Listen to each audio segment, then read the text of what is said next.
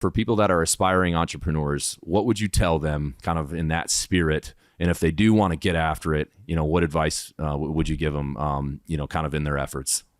Entrepreneurs, we are a magnet for the idea fairy. Some reason the idea fairy comes to us, and you will come up with so many great ideas, half bake all of them, and you find yourself 5-6 years down the road, still broke and struggling and going through a divorce. Singularity of focus on the one thing, and that one thing better solve a massive problem for a large contingency of people who are capable of paying for it. That is it. Solve a problem for a large group of people who are capable of paying for it.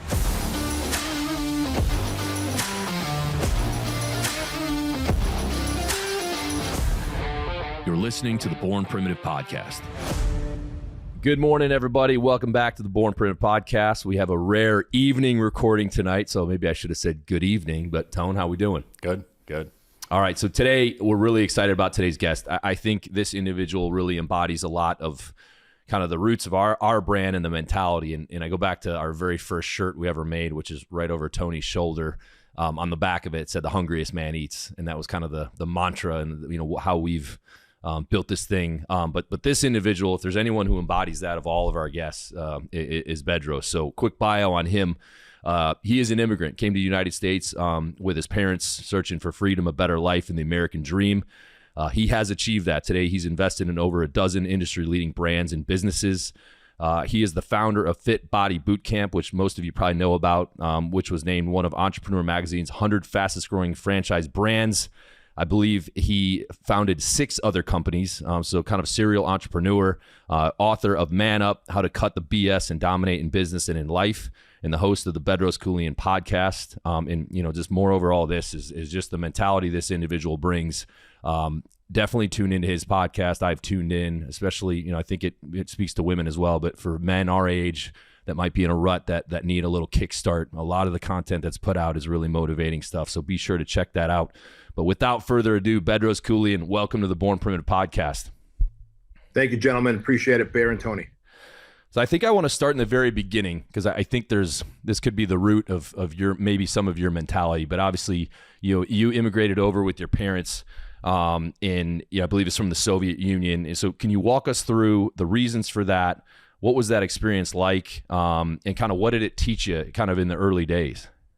Yeah, man, absolutely. So I was 6 years old when we escaped the Soviet Union, specifically Armenia, and came to the United States. And the reason that happened is because my dad was a member of the Communist Party, which means there shouldn't have been any reason for him to want to leave, because when you're a member of the Communist Party, you have privileges that the rank and file citizens don't have. But my dad was just wired differently. He believed in the American way. He believed in freedom, democracy. He listened to Elvis Presley, the Beach Boys. He wore Ray-Ban sunglasses and Jordache jeans. Like, my dad was an American born in a communist country, and then they asked him in 1974, the year that I was born, would you like to be a member of the Communist Party? So technically they gave him a choice. But as you guys might imagine, if you say no to that, you end up in Siberia. And so he said, yes, of course, with great honor, I'd love to be a member of the Communist Party. So only 17% of the population were members of the Communist Party. So you can imagine, even though water and power was rationed, which means we didn't have water and power as well when it was rationed, at least we had access to food somewhat.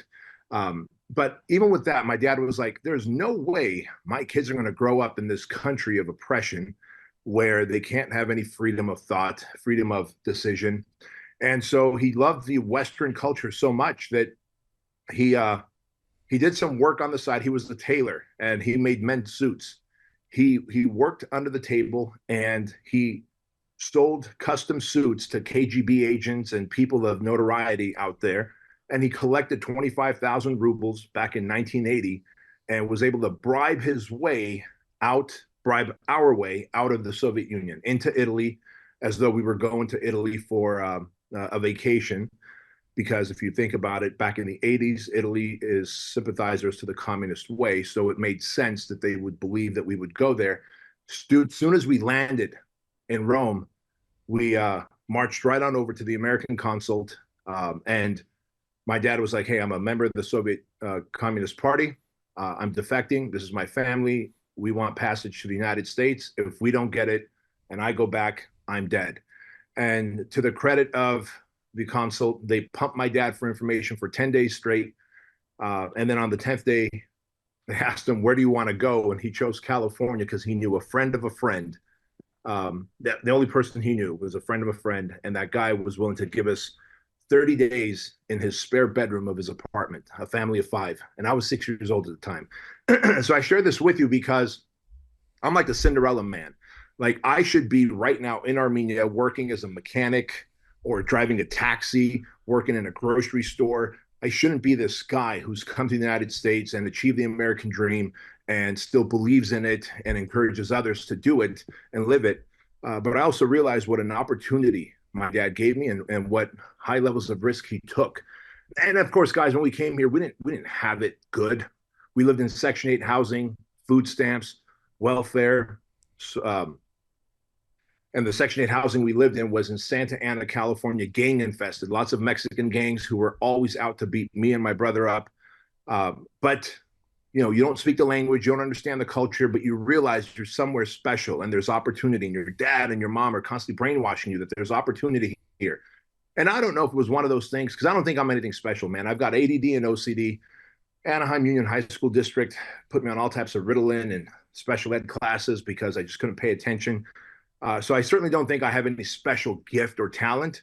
I do believe that my dad brainwashing me that we are in a country that you can become anything you want, and me realizing the risk that he took and the opportunity he had given me, the rest was history. And there's certainly trials and tribulations, but I am the Cinderella man. I believe in the American dream, and I believe that any immigrant wants to come to the United States, they should enter legally, just like me and my family did in 1980.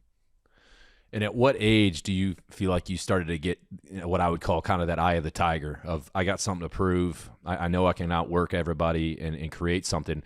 Was that high school age? Beyond that, I know from what I read, you know, you had a few, you know, your entrepreneurial success wasn't immediate, right? And you had to, you know, go through some shit. So walk us through like kind of when you felt like you got that itch, that eye of the tiger, and then maybe some of those earlier years when you really had to grind through. Yeah, so the eye of the tiger, kind of the eye of the tiger, or the desire to prove a point, came early on in my life. I'm talking like elementary school, junior high, because when you're bullied, beat up, told to go back to your own fucking country because you don't belong here, your parents are taking all of American jobs, you don't speak the language, you don't understand the culture, you're constantly moving from Section 8 to Section 8 housing, so you're going to different schools, you're always the new guy with the funny haircut, with the funny clothes. You start developing almost like a Mr. Evil type, a Dr. Evil type mentality. Like, I will show the world. Now, you could either go towards the darkness and be an evil person, or I was like, you know what? I will fucking show everybody. Like, one day I will be rich. Like, I knew that mantra was constantly, one day I will be rich. We won't live in the Section 8 housing. My dad will not say that we're running out of money before we run out of month. Like, that was his fucking mantra, man, that we're always running out of money before we run out of month. My sister worked at a pizzeria when we came here. She's 16 years older than me. And bro, the fucking owner of this pizzeria was so hands-on with her, was so grabby, was so suggestive. And my sister would come home crying. And my dad would be like, work another month. We still need more money to get out of this shithole apartment. And she would cry and say, I want to quit. I don't want to go there. Now, you know, when you look at the math, I'm 6 years old. My sister's 21 years old at the time, like 16 years older. Bro, all I could do was see my sister cry. And I remember going up to her and saying, one day I'm going to be so rich, you'll never have to work again. Thinking that in that moment, I'm solving her problem, which I wasn't. But that kind of stuck with me. That chip on my shoulder, the fire in my belly, the rage in my eyes, as my therapist calls it. He goes, that stuck with you. And here we are now 16 years. The last 16 years, my sister has never had to lift a finger. I've got her on payroll, full benefits, her whole family, her house taken care of, because she was like a mom figure to me, man. And so I made good on my promise, obviously decades later, because I was a child. The point I'm making is that chip on my shoulder started early on by getting bullied and pushed around and picked on and told that I wasn't the one that was supposed to make it. Thankfully, around 20, 21 years old, when I became a certified personal trainer, there was this one older gentleman named Jim Franco. He was my personal training client. And he saw something in me. I think he saw that chip on my shoulder, the rage in my eyes. And he was like, why don't you open up your own personal training studio? you're getting paid $12 an hour at this big box gym to train rich people like me. And I was a little pompous and arrogant. I was like, look, man, if I knew how, I would, right? Just trying to challenge him. And he's like, well, first of all, you don't know how to sell. You're an order taker. When clients come up to you, they say they want training and you just sign them up. Otherwise, you let people walk by giving you an objection. I was like, damn, all right. So he started to really pour into me. He brought me cassette tapes that were, Tom Hopkins, Jay Abraham, man, Zig Ziglar, these like sales and marketing. And all of a sudden I'm understanding entrepreneurship and charisma and building rapport and talking about benefits instead of features. And this guy had no reason to befriend me like this, but he saw something in me and he kind of became my rich dad, kind of like Robert Kiyosaki's book. So Jim Franco saw something in me. When I was ready to open up my first personal training gym in 2000, I asked him for a loan and he gave me a $50,000 loan for 8% interest. And he said, I will be your business partner, 50% business partner, even after you pay me back. And I didn't know how to negotiate. Clearly, man, he got you. He got me. But till this day, like, we're still good friends. He's 80 something years old now. Actually, he just had his 81st birthday. But you know what? That was a great lesson. And some of the lessons learned by my mentor were taught to me in the most savage and brutal way, that he loaned me money with a high interest rate. And he was still my business partner even after I paid him back.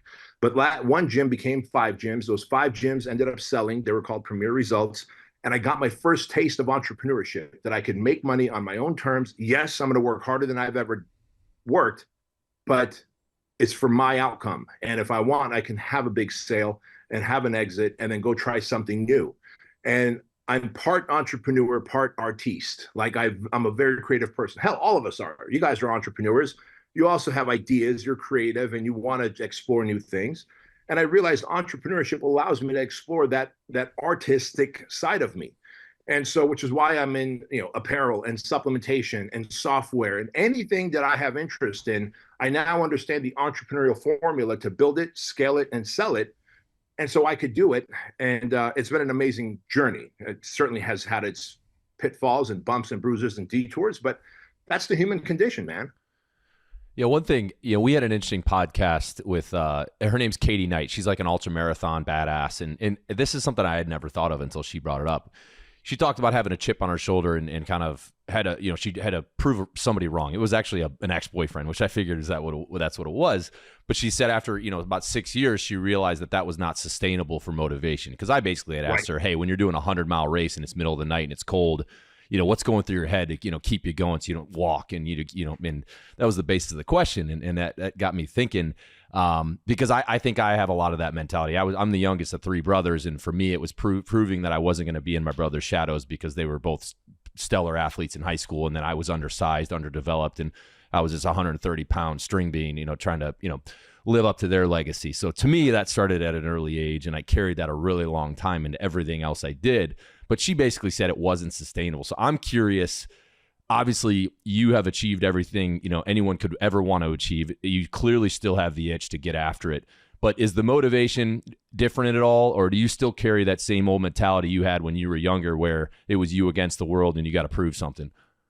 You know what it's like? It's like a fuck it button or a nuke button that I could press and access when I want, but it's metaphorically gathering dust. That button has now gathered dust, because there comes a point where the chip on your shoulder can only carry you so far, because you realize it's also damaging to you.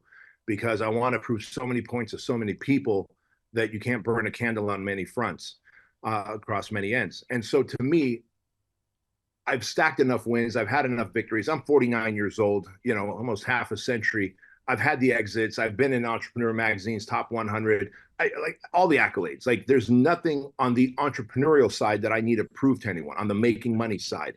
And to me, that was a big thing, because remember, dude, when you're eating out of dumpsters, when you come to America, when you're in the food stamp line, when you're in the lunch line at school and you got that little card and all the kids are laughing at you, the only thing I wanted was money. And I understand money is not the answer to everything, but money is the answer to everything when you don't have it. And I certainly didn't have it. My family didn't have it. And we were told how awful we are for not having it. So, but that chip on my shoulder through good therapy and through just stacking enough wins, I've kind of put it aside. But let me tell you, when the pandemic came in 2020, fuck, man, did I access that button? Because being the founder and at the time CEO of Fit Body Boot Camp, you know, a big franchise of gyms, over 600 locations between US and Canada, and the pandemic was literally an attack on our constitution, on our freedom, on our democracy, on our way of life in terms of economy, and gyms and restaurants suffered the most. And, you know, my dad didn't bring me here to be a passive American. I am a very active patriot in terms of how I deploy my money and how I use my words and influence to explain that this is something special that we have in the United States. And so when I did, I found even the news media was starting to turn on me, and we lost 218 franchise locations. Some of my own franchise locations abandoned the brand because of my big fat mouth in 2020, but I could not keep it shut because I realized why I'm here. And so it was during 2020 when we lost 218 locations. And just so to give you an idea, so you can see a comparison, on an average month, guys, we add about 8 to 9 new franchise locations a month. In all of 2020, we added 6 and we lost 218. That's millions of dollars in monthly recurring money lost. I'm talking about where we burned through the PPP money.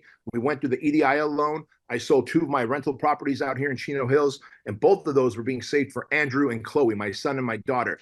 Like, if I didn't push that fuck it button, I don't know what I would have done. And I was able to access that chip. And I think we all need to be able to access that monster, that chip, that inner beast within us. But you can't. I mean, I don't know anything about the military, but I've heard that a fighter jet can't just cruise along with the afterburners on the whole time because they're just going to burn the fucking plane up. But when you need it, you need to access it in a dogfight. Same thing. That fuck it button, that chip on my shoulder is available when I need it. But these days, I don't use it much. But the pandemic, I had to dust it off. I think that relates, Bedros, something I had, or you had written at some point, I don't know the year, that kind of resonated with even us here as we've scaled through the different stages of kind of what it meant to be a $5 million company, then 20 million, now in the 50 million range. Is you said you're going to hustle and grind to your first $500,000 to $1 million.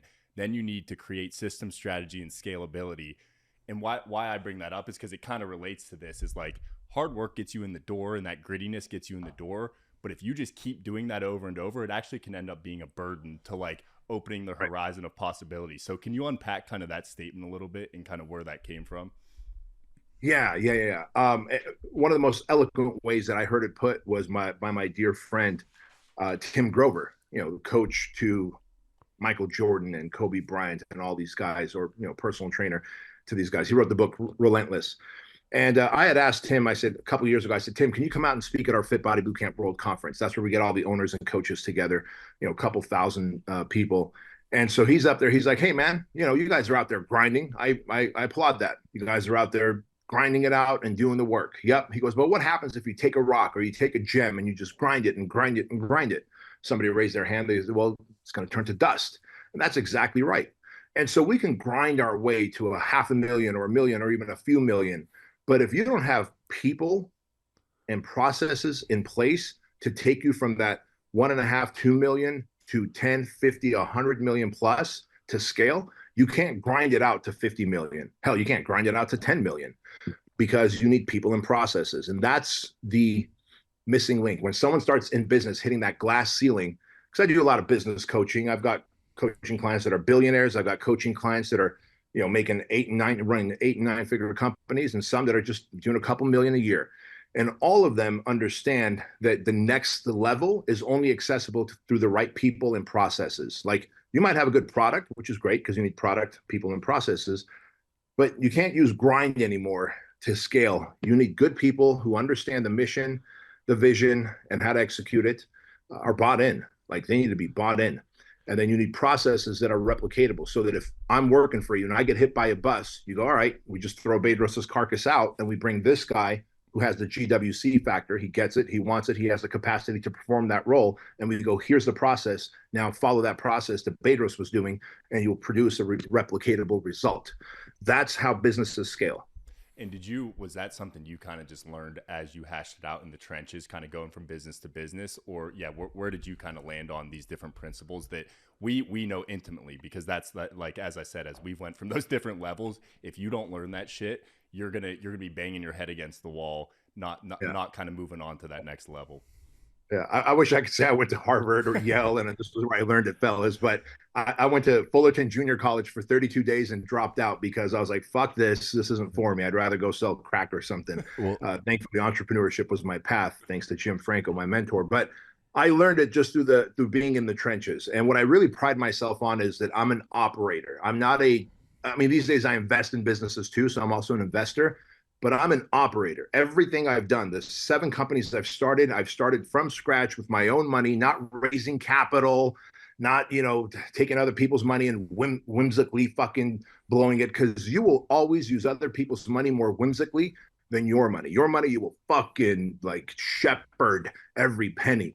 And so I've always started with my own money. And every time I would hit a glass ceiling, I'm very self-aware. So I would start seeing a pattern. All right, what am I hitting? I'm hitting a glass ceiling. We're sliding back again. What the fuck is going on? I got work ethic. I'm grinding it out. And 4 people around me are grinding it out. Oh shit. But we hit a new level, new devils. And we need better people and more predictable processes. You can't grind out this way. So it was all through a learning experience, like in real life, in the trenches, trying to grow, losing money. I imagine in combat, the lessons you guys learn. I read a book about Navy SEALs. I think it was called The Operator. He says, your lessons are written in blood. And in my world, well, now the world that you're in, the lessons are written in lost money. And that could translate to blood if you end up putting a gun in your mouth. And plenty of entrepreneurs who have lost a lot of money can't face their family, can't face the debt, can't face the stress, and end up eating a bullet. But I share that because I've become self-aware enough to see what the problem is, and then I always think of solutions. And I'm smart enough to know that I may not have the answer, but my job is to be the Henry Ford, to be able to push the button and access the accountant, the attorney, the banker, the trademark attorney, whoever, and then they could move that ball forward. So people and processes for me are the answer to scale. Yeah, I think one of the hardest things I've had to adapt to, and I've talked to a lot of other entrepreneurs who have shared the same like struggle, is when you were the OG, you're one of one, or in my case, it was one of two. Mallory was the co-founder, and you're doing it out of the garage for the first 5-6 years. And I mean, you're literally doing everything. You're learning how to import stuff. You're learning about tax and accounting and, all these things. You're taking the pictures of the products in the back bedroom with an iPhone 3. You're learning how to edit photos. I mean, literally everything. And obviously, as you grow as a company, now you start getting specialists and people that are more skilled than you at these things, and then you can delegate. But since you were the OG, it's so hard to relinquish complete control. And so I've had to learn to, kind of just be at peace with delegating. But I do occasionally have the desire to get back in the trenches and roll up my sleeves, because I'm like, I feel like there's sometimes, hey, I know best because I've been doing this for 10 years. You know what I mean? Even though I know that person in that specialized area is better than me, right? And I'm sure you've had to maybe learn that the hard way, because it isn't sustainable. And what ends up being is I'm in meetings from 9:30 to 4:30, and then I go back to my inbox on my computer, and I got 60 unread emails, I got 30 unread text messages, and I got to go pick my daughter up, and then it's like, when am I going to get to this, right?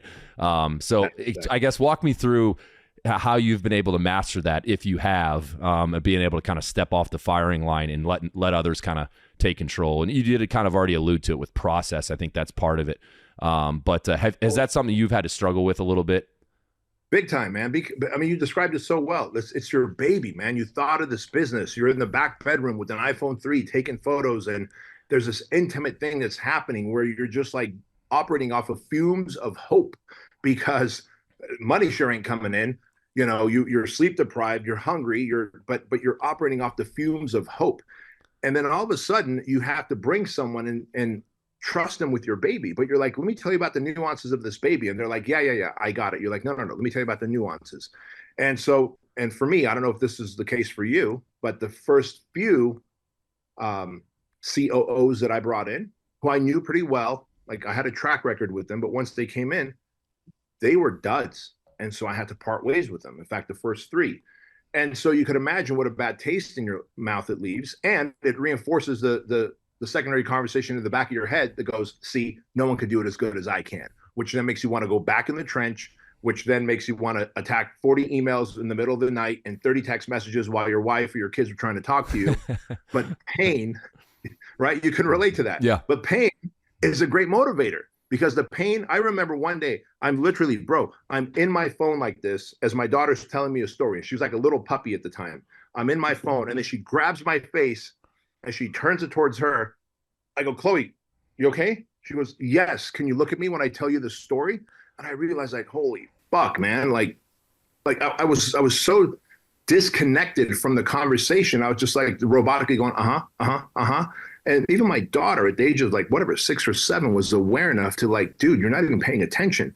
So the pain of that was so great that I was like, all right, go out there and look for another leader. And so that's when I find the fourth and final one, which is Bryce, who's the CEO of Fit Body Boot Camp now. And truth be told, he's a better leader and manager of the team and the brand than I ever was. I'm only good at managing high speed, low drag leaders, other like leaders of departments. But the rank and file employees, team members, quite honestly, I would get frustrated with them. Bryce knows how to lead the leaders and manage the team, and he's better at it. And so it's kind of like any relationship, right? Like you get rejected or a chick cheats on you and you're like, I'm never going to date again. All right, you're either going to stay a hermit jacking off in the corner, or you're going to have to go back to the gym, go back to church, go back to the bar, go back to OnlyFans and find the next Mrs. Right, wherever people find their shit today. I don't know. But that's what I had to do because the alternative was too painful. Well, I think what you said earlier that you recognize that you have is high self-awareness, because if you don't have that, you can convince yourself always that you're the solution to everything. But when you have that high level of self-awareness, you take a step back and say, okay, what am I actually good at? And then you shouldn't just take your own opinion on that. You should have external validation through people you trust and people that are at a similar or even higher level to say, hey, yeah, you are right. You are really good at that. Then you should be able to self-assess and say, what am I really bad at or just not high level at? And then also realize, okay, who can I fill in, or how can I find individuals that backfill that in a way that compensate for that? But it takes a high level of self-awareness, and it takes kind of taking your ego and setting it aside for a second to say, hey, I'm going to do this self-assessment as if I were assessing somebody else. But I have found very few people have the kind of, I guess, courage is the word that comes to mind, to really do that, because it feels like an attack on yourself to really analyze in that fashion. Yeah, well, you're right. And it is. And quite honestly, the most humbling experience for me was, it was 11 years ago now. So I'm 49 now. So I was 38 years old, guys. And I had a massive panic attack. I mean, I'd never had a panic attack. I may have experienced some sense of anxiety here and there, where your heart races and you get a little tunnel vision, but I'd never had a full on panic attack. And I remember it was a Monday morning and I had it, and I was 38 and I'm like, fuck, this is how I go. It's a heart attack. And I accepted death right away. And I just remember feeling super sad for Andrew and Chloe, my son and my daughter. Like, who's going to walk Chloe down the aisle, and who's going to teach Andrew to be a modern day knight? And then I remember thinking, like, man, I made a promise to my wife till death do us part, but I didn't anticipate death to come so early. And maybe it's vanity, maybe it's whatever, but I'm like, all right, well, this is how I go. I was convinced it was a heart attack, and I was in my guest house, which is upstairs above my garage, which is across the pool deck. So I'm like, if my family finds me here tonight, I'm going to be fat and bloated and rigor mortis. Like, the last picture of me they're going to see is just a nasty, fat, bloated guy. Like, I need to find my way down the staircase and maybe die on the pool deck, so at least they can find me early. Like, that was the only thing I was thinking, is I didn't want them to be traumatized when they found my body. I don't know if it was the movement, coming down the staircase, the fresh air, whatever, but I was just found myself in just a pile of sweat. All those feelings of anxiety went away. And the next day I went to the doctor and I'm like, man, I think I had a heart attack. And they checked me out. They're like, dude, your heart's fine, but you did have a panic attack, and there's going to be more to come unless you do something about it. That ended up, long story short, sending me to talk therapy. They put me on a medication that's supposed to calm you down or whatever. Bro, I was so calm that I was like drooling out of the side of my mouth. I didn't want to work. I had no agency or urgency. And I was like, dude, I can't take it. 4 days in, I'm like, I can't take these drugs anymore. Like, I'm not feeling anxious, but I'm not feeling any sense of desire to work. So the doctor's like, how about therapy? And what was supposed to be 4 weeks of therapy, because again, I'm the type of person where I need you to tell me I'm like, hey, Bear, I want to be lean and jacked like you. How long will it take? You tell me how many days a week and how long, and I'm in. If I don't know, then it's questionable for me. And so I'm like, hey, how long until I can get the tools I need, doc, to deal with this anxiety? He goes, about 4 weeks. Sure enough, at the end of 4 weeks, he had taught me enough where I wasn't feeling any sense of anxiety, and I knew what to do with it if I felt it coming on. But that fucker, his name is Kevin Downey, such a brilliant old guy. He's out here in Brea, California, great therapist. He built such rapport with me in those 4 weeks that as I'm signing the credit card slip for the last session, he goes, Bedros, we've been talking about anxiety and how to deal with it and cope with it and handle it. We never talked about your family. We never talked about your parents. We never talked about what happened to you as a kid, if anything's ever happened to you. Do you want to share about any of that? I'm like, look, man, my parents are former communists, so my dad was heavy-handed. He beat the shit out of me, but I was never put on restriction. All my American friends are put on restriction. They can't play with G.I. Joes. They can't watch TV. I just take a beating, and then I can go back and play again. They had it worse than I did. And he's laughing. And he goes, well, that's interesting. He goes, so you're abused. I'm like, oh, I guess that's abuse. Sure. That's just, to me, that's how Armenian communist parents dealt with you. But I had built such rapport with him, or he had built such rapport with me. I said, Kevin, plus what happened to me in Armenia was far worse than what my dad ever did to me in terms of beatings. And he asked me, he said, what happened? And that's where I just broke down. I'm standing at his doorway and I'm just fucking crying. And I'm talking like snot, like soap opera crying, like everything's coming out and I can't speak words. And he's asking me questions and I'm just using my head to answer yes or no. I was molested as a kid between the ages of 4 and 6. What my parents don't realize is when we escaped the Soviet Union, they literally saved me from constant molestation by 2 older boys. And so I carried the weight of that throughout my life. You want to talk about a chip on your shoulder? Like that was some serious weight that I carried. And at the age of 38, I'm all of a sudden dealing with it. I thought I had put it away like we do as guys. We just put it away and stack some more boxes on top of that and compartmentalize. But it's back there, man. There's a soundtrack that's playing in the back of your head that tells you, man, that you're broken, you're a piece of shit, that you don't deserve anything. And only in hindsight, I realized that. Anyways, what was supposed to be the end of a 4-week therapy session ended up lasting 15 more months. And that killed my ego. That helped create so much self-awareness, even more self-awareness in me. I realized why I was trying to build all these companies to insulate and isolate the inner child. And I don't want to get too woo-woo, and I'm not a tree-hugging sound bowl kind of guy. That's not me. But I can tell you that a lot of the money that I was making was to fortify and protect that little dude in me. And today, I make that money for a much better reason and purpose, for Shriners Children's Hospital, Toys for Tots, and the 97 kids that we've got adopted through Compassion International. I give millions every year now to those 3 charities, much more meaningful than, if I could just fortify myself with money and muscle, which is what, by the way, there's a great book called The Body Keeps the Score. If you ever read that, you've gone through any kind of trauma, physical, mental, emotional, sexual, The Body Keeps the Score, great book. He talks about men who have been raped or molested will end up getting jacked, tattooed, and make a lot of money because that's how we try and protect that inner child. And I was like, holy shit, like this is me. He's speaking to me. And so that helped kill the ego so much, man. And I was able to get humbled through those 15 months. And I probably experienced a decade of growth in a 15-month period, which ultimately transferred into being a better husband, a father, entrepreneur, leader, speaker, all of it. And people were like, at the end of the 15 months of therapy with Kevin, they're like, dude, something's changed about you. You look like there's this light about you that didn't exist. Like almost like this darkness had left me. And so one, yes, it's anytime you can get humbled and kill your ego, it's going to be good for your business because ego is truly the enemy and will end up ego creates blind spots and you don't see the idiot that you're being and the stupid decisions you're making. And not listening to advice from advisors that you've brought on board. And I've done plenty of that. As soon as your ego dies and your pride dies, you become the type of person who's more respected. People aren't talking shit behind your back. And you almost have this clear vision. The path opens up. You don't see just the steps. You see the entire staircase and the landing up top where you're going to go. And I think that's a powerful thing for a leader.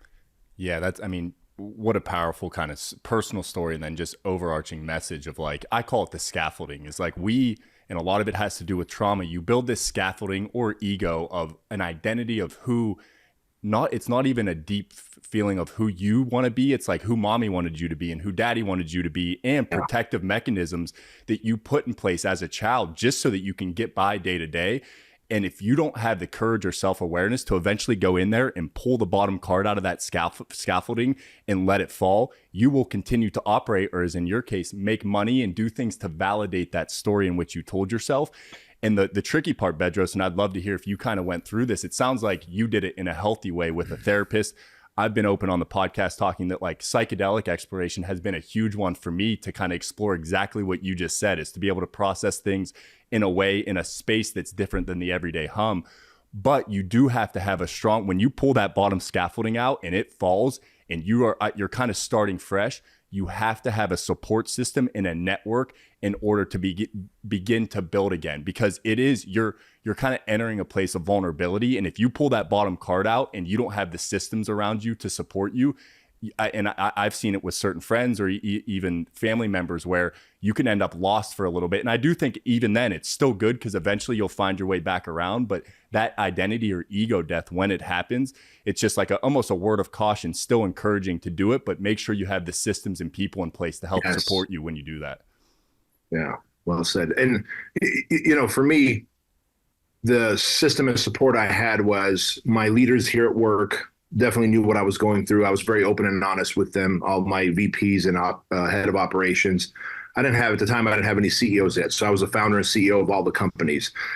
Today, 2 of the 5 have their own CEOs and leaders. I'm just a founder. And also at home, my wife and kids are very supportive during that time, because as you know, whether you go through it through psychedelics or you go through it through talk therapy, or you just go through it through self-awareness and journaling and reading books, when you start peeling those scabs off, like there were sessions with Kevin that I would walk out and I'm like, all right, I'm ready to go, whatever, have a good workout, go home, see the wife and kids. Bro, there was other times I'd go down his staircase and just like walk around Brea, the city that he's in. Like I would feel like I'm walking in molasses, and everything was just like so much scabs were pulled open and so much pain was exposed, and it had to be. But that walking in molasses feeling lasted for days sometimes. And if you don't have a support team on the work front, on the home front, they're going to be like, dude, are you okay? Are you going off the deep end? Like, you need to get back to like who you were, because a lot of paychecks and business decisions rely on you. So it's easy to batten down the hatches again, put the trauma back in the box, and then compartmentalize and move on. But they gave me the time and space, man. My family and my team here gave me the time and space to heal.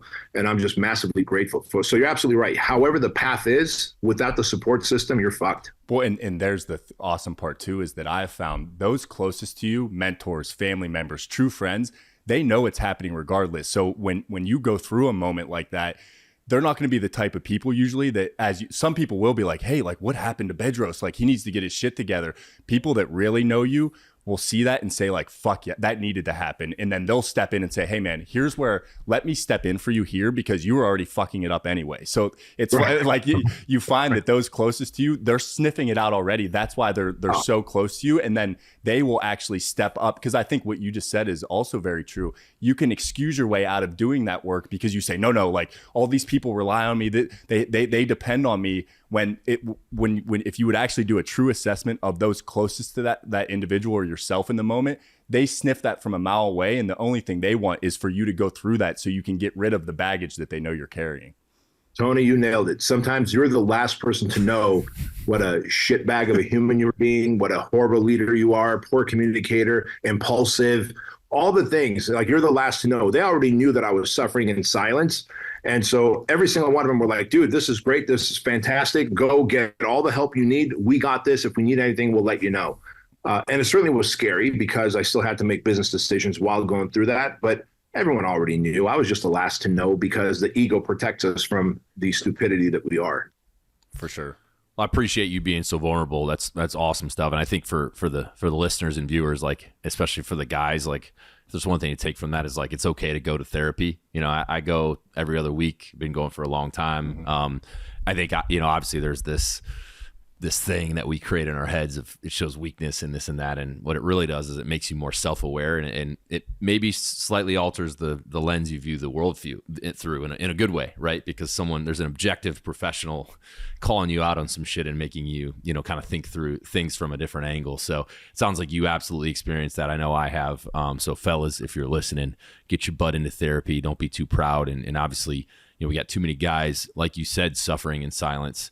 And of course, women too, but I think men are much more likely to internalize that. We're wired to suffer. We are, and we've got too many of our buddies that have been gone too soon because they didn't think they had an outlet, and there's plenty of outlets there. So thank you for being vulnerable on that. Want to shift gears a little bit. I want to talk about a little bit. This is kind of a theme we've hit on, here at Born Primitive, just from a mentality standpoint, but also the podcast. And it's entitlement. And, for me, it drives me nuts. I grew up in Indiana, went to a public high school, worked my butt off, mowed lawns, into my early 20s. I got a degree at Yale. I earned it. I played football. Even after I had a Yale degree, I was mowing lawns, as a 25-year-old, being scrappy. So like, I've always had that underdog mentality because of how I was raised.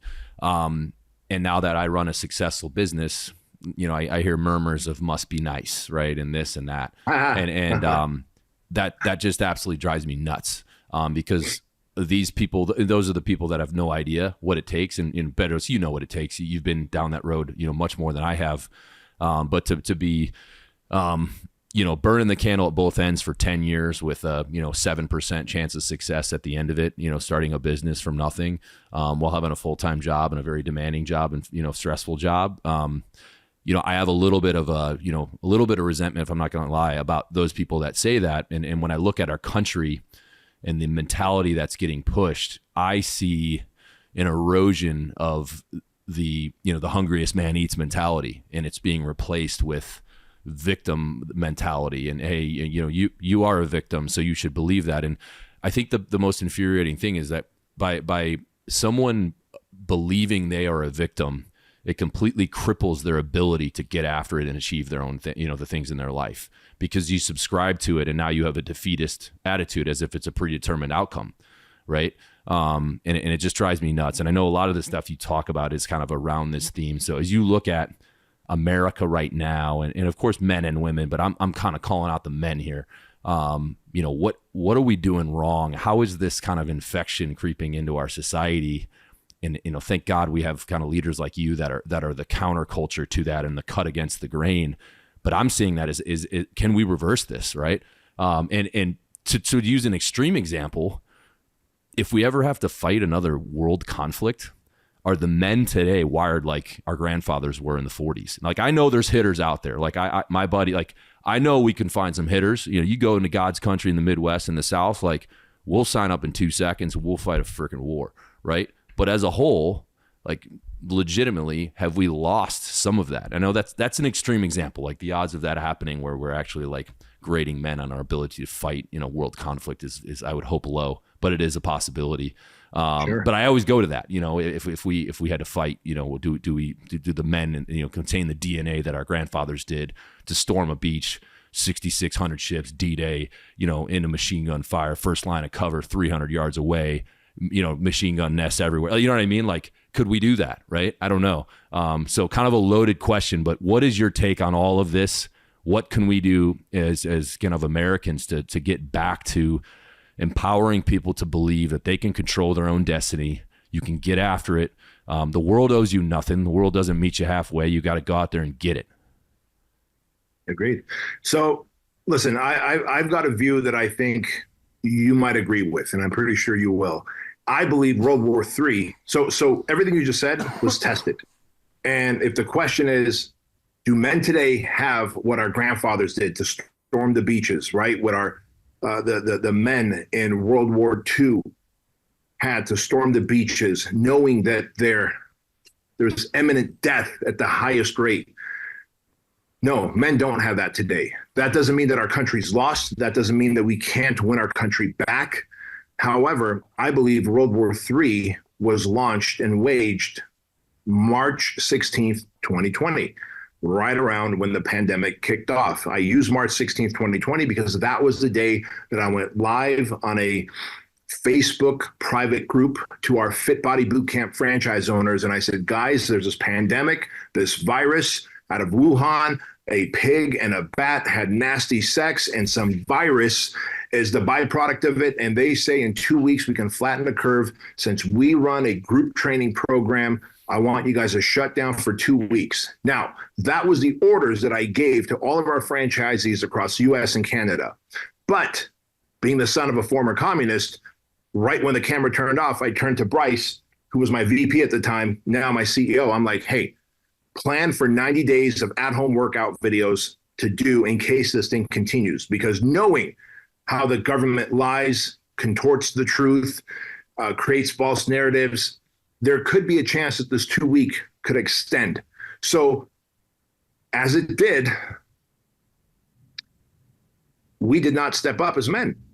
We did not. I went on Fox News 9 times, and spoke the truth about the attack on our country, the attack on our Constitution, the divisiveness that's taking place, that the opposition is big government who's funded by the military-industrial complex, pharmaceuticals, and the food corporations that are trying to kill us, and that this is what's happening right now. And why is it that we can go lick doorknobs at Walmart and Target, but we can't go work out in a gym because we have to maintain social distancing, which you guys know that whole Fauci 6 feet social distancing thing was a whole scam anyway. It just came out 2 or 3 weeks ago that was some arbitrary number they pulled out of their ass. So World War III was waged on us. It just wasn't waged like how wars typically are with missiles and guns and invasions. It was literally a psyop war that we are going to oppress you. And before that, and Bear, guys, I know you guys will attest to this. I've got enough friends in the military that explain to me what happens, that we soften a target before we go in, right? Whether it's softening them through taking down their power grid or through dropping leaflets and letting them know what their own government is doing to them, et cetera. But we soften up a target. The target had been softening up. The fucking country of men here in the United States were being softened up for an entire decade before 2020. And we saw that happening. And, if there was a ground zero for that, it was probably Married with Children, Al Bundy, where the dopey dad can't figure anything out, but for some reason that was okay. Then Homer Simpson, every TV show where the woman knew exactly what to do and was going to save the day, and the guy was dopey and he couldn't figure out his head from his ass. That was conditioning us in eroding masculinity, eroding what men stand for, the ability to have strength, honor, courage, and mastery.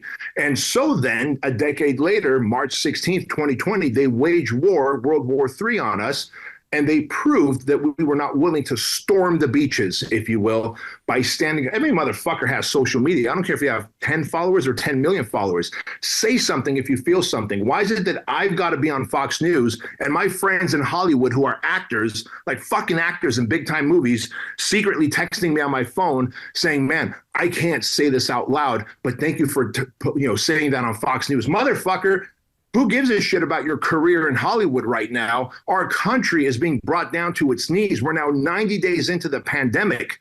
And it just breaks my heart, man, that people that were born here don't have the same desire to protect the constitutional fiber of our great country than people like me that came as an immigrant that have seen something else. Obviously, you guys being from the military being very different, but that's a small percentage of the population. I think every single young American needs to go out and serve. Every single young American needs to learn everything that I had to learn to become a citizen of this country, that I had to sign the paperwork that said that if we go to war, I swear to protect the Constitution and I will be one of the first to go.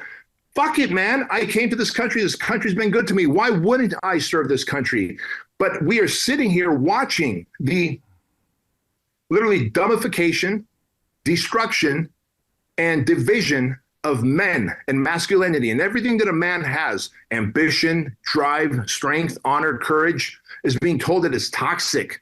Bro, that is factory installed in you. That is not toxic. That is God-given. Your creator put that in you to be able to create the power lines, to create highways for hundreds of miles across this country, to create an airplane. Some motherfucker came up with the idea that we can get in a tube with wings and fly across the world. It was a dude who had this vision because he wanted to be forever remembered when he dies. Like, we raise monuments to ourselves. There's a reason men do what they do, but they told us everything about that is toxic. That is how they softened us up, and then they attacked us on March 16th, 2020, and then they continue this erosion. But I do believe there is hope, because now, the unfortunate part is these fucking retarded men, the pendulum has swung so far this way that now they're like, oh, you know what? Looks like the Fauci thing, the 6-foot thing was false, and looks like your 18th version of the virus thing, maybe it doesn't help after all. All these young men are dying of myocardial whatever. Yeah, motherfucker, it was all a scam. And so at some point, by the time they're figuring this out, when Joe Rogan was talking about it, when everyone was talking about it, but here's the good news. The pendulum will swing back if we make the right decision this November. If we don't, because we get emotionally worked up again, orange man bad, retarded old man who's senile good, we will once again catapult this great country into further erosion, which is what the opposition wants, by the way. If the three of us here were like, we're going to gather all the men that we know, and then we're going to march north and we're going to invade Canada, let's face it, guys, we're trying to take over Canada. We're not worried about the women and children. We're not worried about the elderly.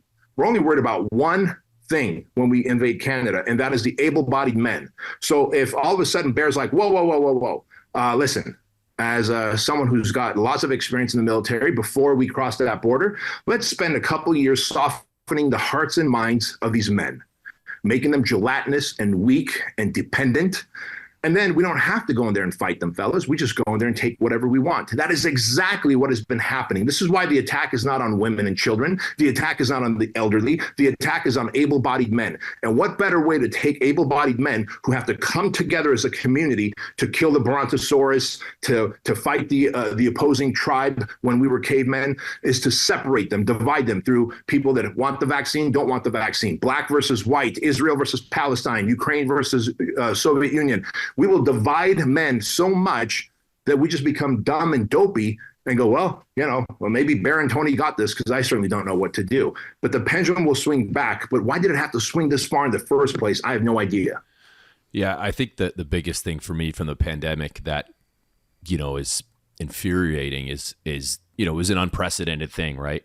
And we've talked about this before, but there's a scientific method, right? You take all the information, you get all the experts, and you allow that data to be contested, and you know what I mean? You poke holes in it, this is like the biggest kind of most critical scientific process in our lives, at least, right? And they were not allowing dissent into the conversation, right? Because they had the predetermined outcome of this is what we're doing.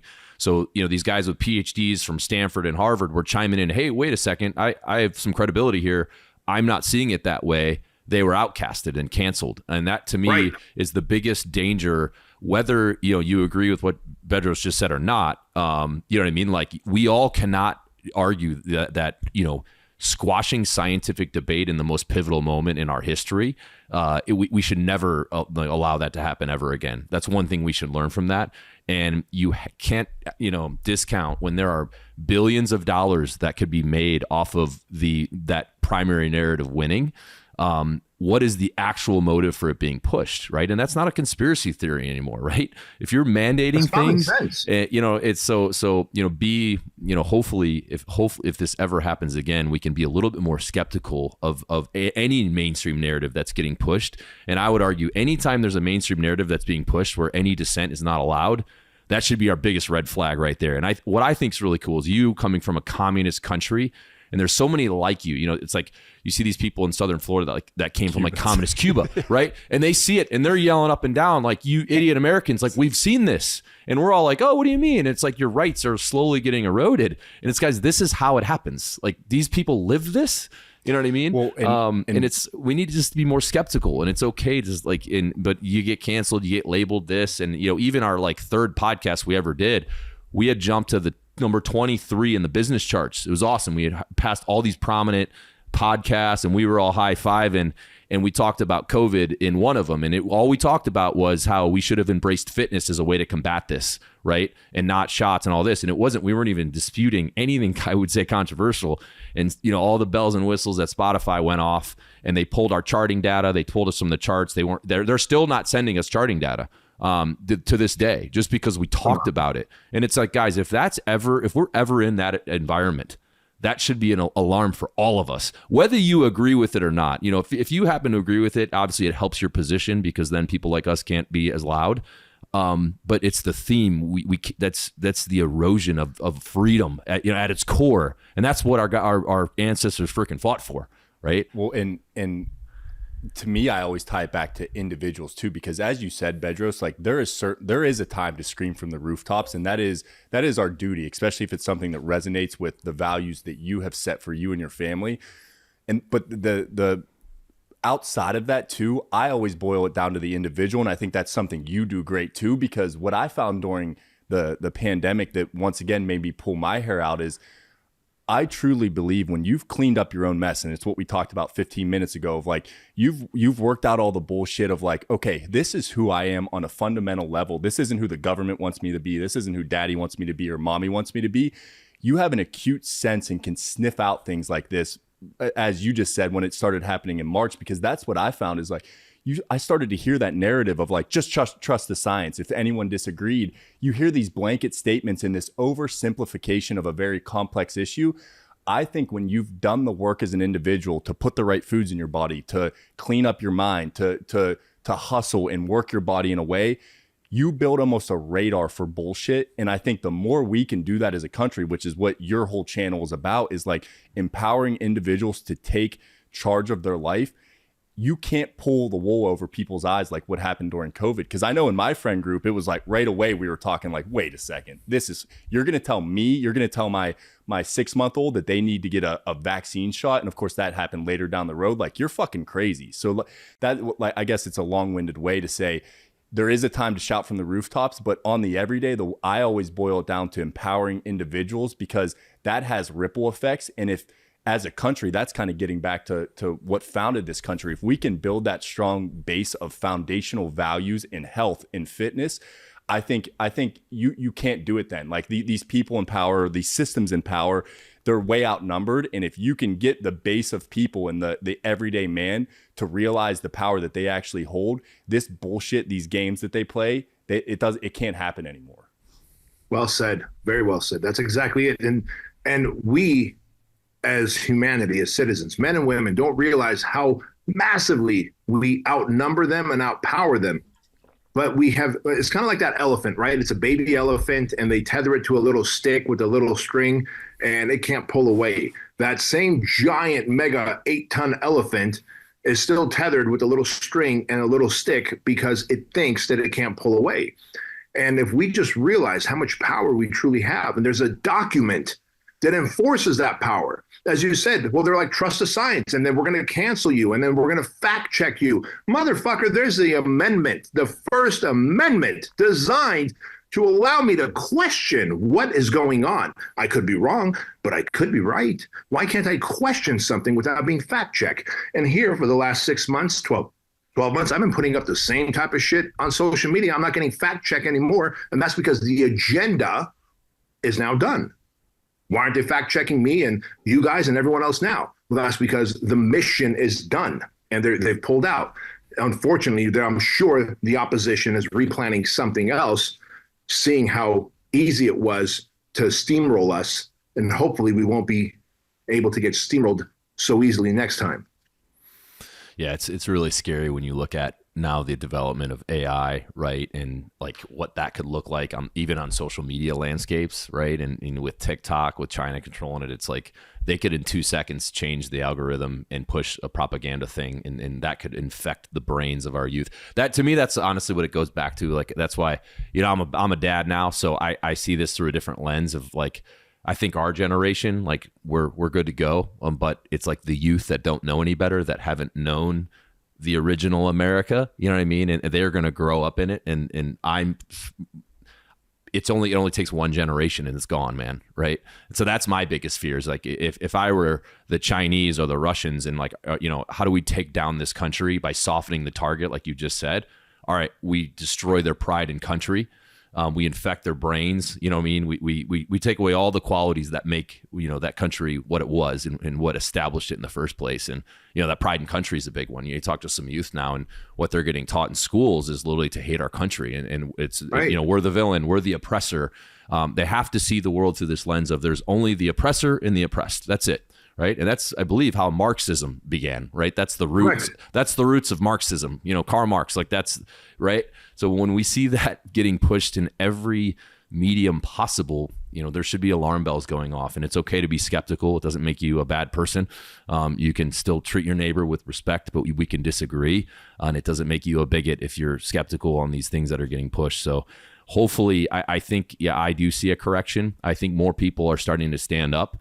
We're one of them. I was taking heavies big time last week on social media because I took a shot at a brand that I thought wasn't supporting the flag. And you know what? It's like, I don't care anymore, right? I have passive income streams and other aspects of my life, so that all my eggs are not in this basket. And that has now freed me up to say, all right, we're going down with our boots on, right? And we're going to do it and through the values that are true to us, and we're not going to be someone we're not. And believe it or not, I think that actually gets more a brand loyalty because they see it as genuine. But I see people like you. I see more people being vocal, and then the neighbors are saying, "Oh, we can talk about that," and the dominoes of courage start to fall the same right. way the dominoes of fear fall, right? So I appreciate you being vocal, and there's nothing wrong with being opinionated and really standing up for what you believe in. So thank you for putting that out there. Thank you, man. I appreciate that. And it's one of those things where you said the dominoes of courage will fall, just like the dominoes of, in my head, I said cowardice have fallen, and all it takes is people like you and I to just exercise our voice and then encourage the other man to do the same. And as much as I get worked up and angry and upset because I think factory installed, I'm a pretty angry and bitter man. I try and find grace and compassion and humanity, but factory installed, I'm angry and bitter, but it comes from a place of love, because I realize what an amazing country this is, man. I ask my dad is almost 90 now. I go, Dad, would you take that same risk again for the America today? And he says, no. He says, no. And he says, it is not the same America that I escaped to, that I brought you guys to. And that breaks my heart, man, because this foreigner immigrant kid came here and made it. Like, what other country could I have done that in? Totally. Yeah. And that's what makes it all the more frustrating is the people that aren't grateful for everything we have. But hey, we ain't out of the fight yet. I think we can get it back. I think we're seeing that. Absolutely. And we just got to reinstill some of those things. I think, last one for me to close out, Bedros, because I know you're a busy guy. Just for the listeners, it's now past 8 o'clock, and you're a busy guy. You founded 7 companies, and I do know like how valuable time is, and just the fact that you took a 7 o'clock podcast for us shows the man you are, but also kind of how you manage your time and all that. But for aspiring entrepreneurs, I want to kind of frame this up first, but I want to kind of get your advice to aspiring entrepreneurs, and I'm going to kind of caveat the question, throw a little curveball on this, because I always go to this panel once a quarter. It's a bunch of special operations guys that are transitioning. And they invite me since I've, done the business thing, and they ask questions. And one of the questions always comes up is, what advice you have for entrepreneurs, right? And I kind of give them an answer they usually don't expect. And it's, something along the lines of, hey, are you sure you want to do that? Hey, you're 44 years old. You just did 20 years in the Navy. You got, pension now, and you can go work for a Fortune 500 company because of your pedigree and what you just did in the Navy. You get benefits, you leave at 5 o'clock. It's predictability. You're not doing emails all weekend. You're not, you know what I mean? You're not, it seems glamorous as most would say, but for the people that have been in the trenches like you, it's very rarely ever glamorous. And 99% of the time you're likely solving problems, and the problems just change as you get bigger, right? There's just more at stake, and you do have obviously fun moments and victories, and it is cool to control your own destiny. But the answer I usually get them is, hey, maybe it's not the right answer, right? If there's an 8% chance of success and you're 45 years old and you got 3 kids in high school and you can go make $200,000 a year with a Fortune 500 company and get full benefits for your family, hey guys, that's not actually that bad of a gig, right? The traditional 9 to 5, while it's become villainized, I would say there's great benefits to some of that, because when most of y'all leave, Tony, Born Primitive, on Thursday afternoon, and then we work from home Fridays, I would imagine on Saturdays and Sundays, no offense, most of you are not thinking about Born Primitive. For me and Mal, that we're thinking about it all weekend long. We're answering the emails we couldn't do. We're on, her and I are texting each other. I'm talking to bankers. I'm doing, lawyers, trademark attorneys. I mean, the drill, Bedros. So, loaded question, but given all that, for people that are aspiring entrepreneurs, what would you tell them kind of in that spirit? And if they do want to get after it, what advice would you give them, kind of in their efforts? Yeah, good question. So if someone's an aspiring entrepreneur, I always ask them, why are you an aspiring entrepreneur? If they give me the answer, like basically it looks beautiful on social media, I have to remind them that even me, I post a highlight reel and not the bloody, bone-breaking, soul-sucking shit that takes place. But I also thrive off that. Like, I'm a masochist. I thrive off that. Like, I was wired to be an entrepreneur. So I'm like, hey, listen, if you are willing to ignore weekends, never go to a funeral, never go to a wedding, never see birthday parties for at least 5 years, like just neglect family and friends and be misunderstood massively and be called greedy and selfish and you're better than everyone else, and have a near 92.3% failure rate, you're willing to do that? Go. God's will. But if none of that I just said sounds exciting, I give them the exact advice that you said, because not everyone, most are not meant to be an entrepreneur. Most are meant to be an intrapreneur. Find the value that you can bring to a business that maybe you respect the founder and CEO, you like what the brand and the mission the company is after, and you're able to add enough value where you can make 6 figures, multiple 6 figures in terms of salary or sales commission, et cetera. And there's nothing wrong with being an intrapreneur in an entrepreneur's world. Now, but someone's like, no, I really want to be an entrepreneur. What's the best advice I can get? I would say, wait, what you want to do is have singularity of focus, because entrepreneurs, we are a magnet for the idea fairy. Some reason the idea fairy comes to us, and you will come up with so many great ideas, half bake all of them, and you find yourself 5-6 years down the road, still broke and struggling and going through a divorce. Singularity of focus on the one thing, and that one thing better solve a massive problem for a large contingency of people who are capable of paying for it. That is it. Solve a problem for a large group of people who are capable of paying for it. And just this morning or yesterday, I had a coaching client here who said, I can solve a problem for a large contingency of people, Bedros, but my market is high school students. I'm like, they broke and they have to ask mommy and daddy for money. So that is not it. You don't have the trifecta. If you have that trifecta, solve a problem for a large contingency of people who have the money to pay for it, and you have singularity of focus, now don't underestimate how easy it'll be. Instead, add some years to it, whatever your goal is. Like, hey, I'm going to do this in 1 year, add another 4 or 5 years to it. That's the journey. And I think I heard Alex Hormozi say this once, and it's very well said. Entrepreneurship, as you know, Bear, there is no end. Like, you can't just get there and then you're done and yay, I'm making 100 million a year. It is the infinite game. Just like marriage is an infinite game. I can't say, well, I went on 200 dates since I've been married, date nights. I've sent 10,000 flowers. I bought 5 jewelries, whatever. And so, ta-da, I am now the husband of the century. I never have to do anything again. It is the infinite game. As long as I have breath in my lungs, I have to play the game if I want to keep winning. And if someone sees entrepreneurship, because remember, as an employee, you put in your X number of years, you retire, you get the gold watch, the pension, the 401k cashes out, maybe you have some whatever coming in. That's not how it works for an entrepreneur. It is the infinite game until you sell it.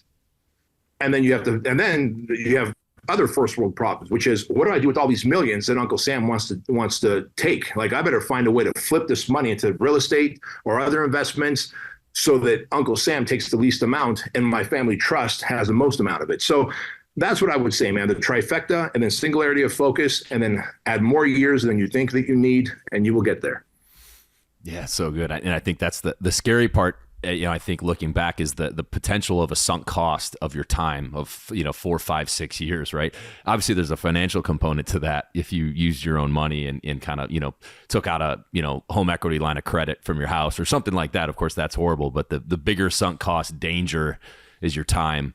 For those that are thinking through it, I think you summarized it really well. I think if you're, like we've said before, if you're staring at the ceiling and you got that itch and you can't kick it, that's probably your indicator. Get after it and try to be that 7 or 8%.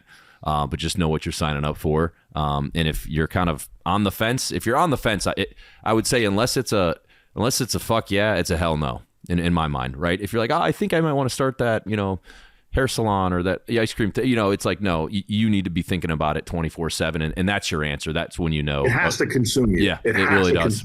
Yeah. Yeah. But Tony, you got anything else? No, appreciate your time. I like that we kind of ranged all over the place, but I feel like most of our episodes do that. So appreciate you hopping on, and would love in the future to get you back on again.